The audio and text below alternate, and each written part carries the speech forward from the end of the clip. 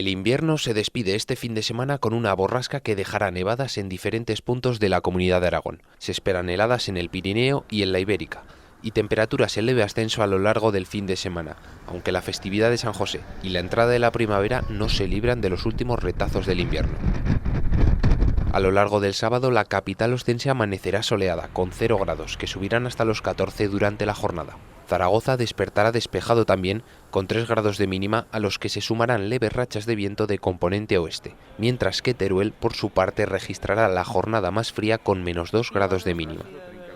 Para el domingo, la temperatura ascenderá levemente en las 3 provincias, donde el viento será el protagonista. Huesca descenderá hasta los 0 grados de mínima. La capital zaragozana permanecerá entre los 4 y 16 grados, nuevamente soleado y con fuertes rachas de viento, y Teruel a su vez registrará un día soleado con -2 grados de mínima.